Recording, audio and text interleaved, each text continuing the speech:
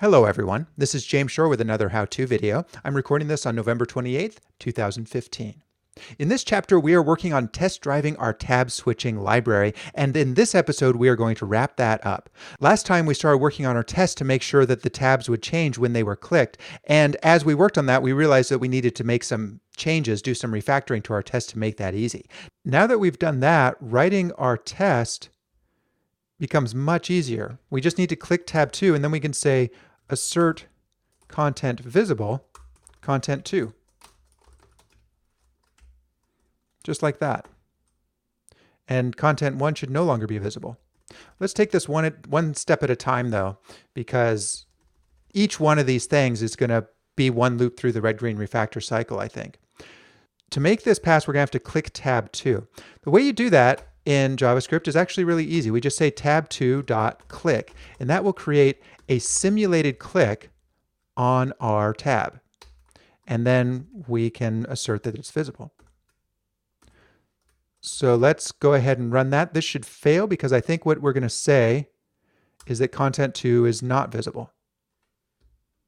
Yeah, it says content 2 should not be hidden, expected hide class to equal blah blah.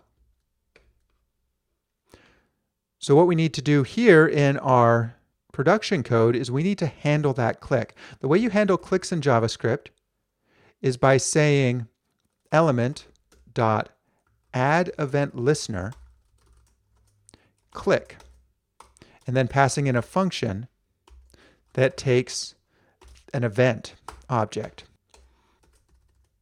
So by doing this, we can say run this function whenever a click occurs on this element. And what do we want to do when the click occurs? Well, we want to show a tab that contains that element, whatever it may be. And we're going to pass in our options too, because that's what we do with show tab. So the question is, how do we get element? Well, for now, let's just hard code it. So it's going to be tab 2 that we're clicking, right? So let's say options.tabs1, which is the second one in the list, is our element. And that's just to get this to pass, to see that we know what we're doing. Hey, and it looks like we do. That's fantastic. So what exactly is going on here with this add event listener? Well, events are pretty complicated, and for details, I suggest that you check out this lessons learned video right here where we go through all the gory details. But for now, let's just take a look at the documentation. What's happening here is we're calling add event listener, which is a function that is on any event target, and elements are all event targets. That takes the type of event to listen for, and there's a large list of events that you can listen for. The way to find that from add event listener is to click event type and then click through into the event reference. So it takes the type of event we're listening for. In this case, we're listening for a click, and then the listener function. And the listener function is a simple function like we have here that takes the event. And the event is here in, well, MDN event. And it shows all the different properties that are available on this. For us, the one that's most interesting is target, because that tells us which element was clicked. So here, where we're saying show tab element, what we can actually say is show tab event.target. And now we don't care which element we're listening to, which is helpful for us. Now we are independent of our containing function. So if I've got that right, we should be able to say, run our test and have them pass. And in fact, they do. So now the trick is, how do we get this to work with any tab, not just a hard-coded second tab? Well, really what we want to do is we want to support this event listener on any element, right? So let's prove that. Let's prove that we can go through and we can say tab3.click and assert that the content is now visible on content 3.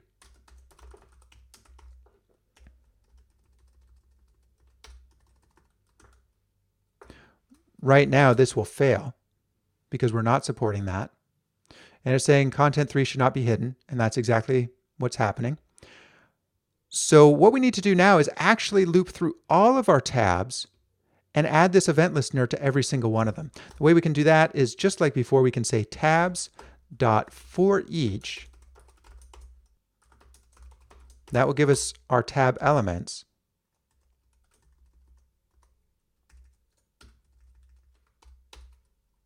Or rather, it's really just our element.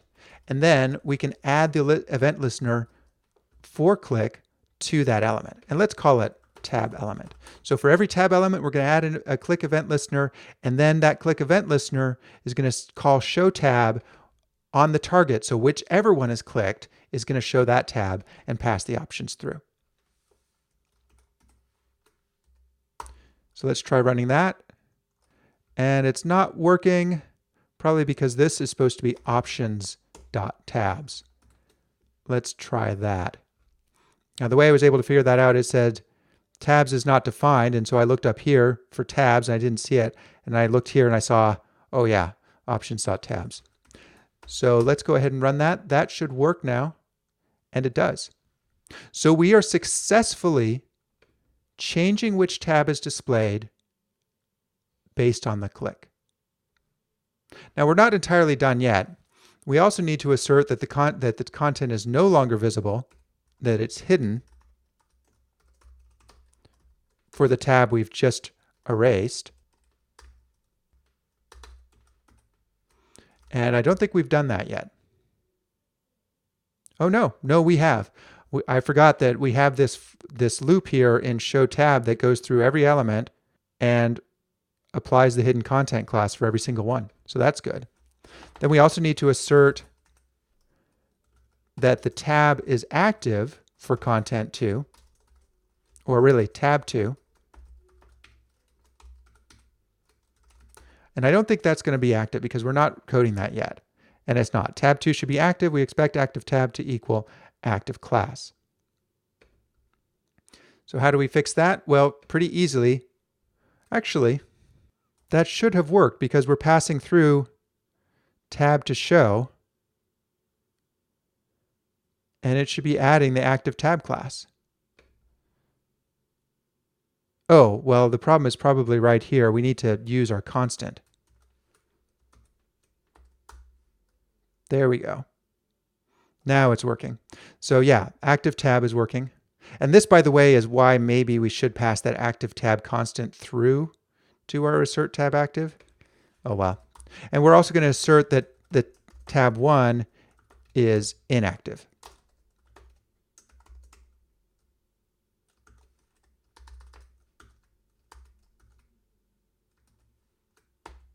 And I expect this to fail because I don't think we're taking off the active class on our when we switch tabs. And in fact, we're not. Tab 1 should not be styled. So how do we fix that? Take a moment to see if you can figure it out. Okay, here's how I'm going to do it. I'm just going to do a sort of a brain dead loop. I'm going to look through all of our tabs, just like we loop through all of our content, and I'm going to remove the active tab class. Just like that. So we add the hidden content tab and we remove the active tab. And let's put this one up here and that one there, just like that. Maybe even like that for clarity. So all our tab stuff is together, all our content stuff is together. Yeah. Okay, now let's run the test. This should now pass. Oh, except now, maybe because we're looping through all of them, we're not getting null, we're getting a blank. Okay. So let's change our assert tab active and inactive. That should be a blank instead of null.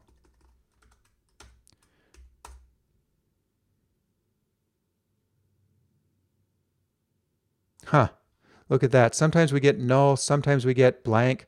That's not very useful, is it? Let's do this. We'll pull out our classes here.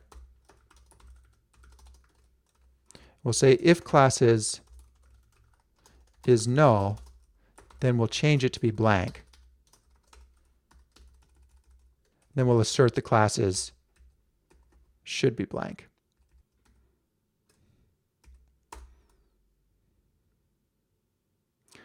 And that fixes it. But you know what? I think we can make it even better. But before we do that, let's just look at what we've done here. So now when the tab is clicked, we call show tab. That removes the active tab class from every tab. And then it adds the active tab class to the tab we want to show, which is whichever one has been clicked. Similarly, we add the hidden content class to every content element, and then we remove it from whichever one is active. And the way we find it is by doing find index on the tab we want to show and looking at all the elements in the tabs. And there you have it. That is our completed tab library, I believe. But we're not done yet. It is time to refactor. A couple of things here. That last little bit about the classes being null, really, I think that is a consequence of the way we've written get classes. Get classes should check to see if the result is null, and if it is, return a blank. That way we get consistent results. And then what we can do here is just inline this again and have it be nice and simple. And that way our content won't run into that issue either. Let's make sure that still works. It didn't. We're getting undefined back, and that's because here I should say result equals blank and return result. You see how I'm always forgetting to return values for my functions? What is up with that? I don't know it either. Anyway, that is now working. Very good. Let's look to see what else we can refactor.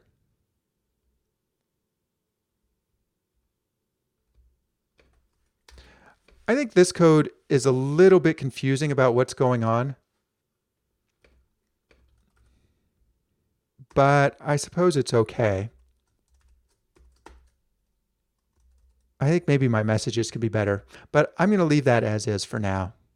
I mean, really what I want to do is content 2 should be visible after click. Tab 2 should be visible after click. Content 1 should no longer be visible after click. And tab 1 should no longer be visible after click. Then here, content 3, what we're saying here is that should be able to click multiple tabs. That's what we're trying to say. Now, in order for that to work, we're going to have to change this to be message and not provide so much default message. But I think that would be okay. So I'm just going to go through and refactor our existing assertions to just have the whole message. I think we factored out too much on this before. There we go. Let's make sure all that still works. It does, and let's go ahead and check this in.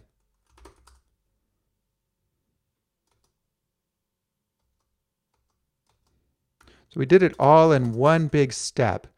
We implemented support for clicking tabs.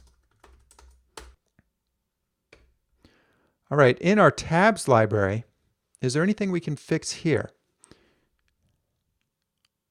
Well, the one thing I'd like to do is factor this out to a new function called handle clicks. And let's have that take options. Well, let's just have it take the options.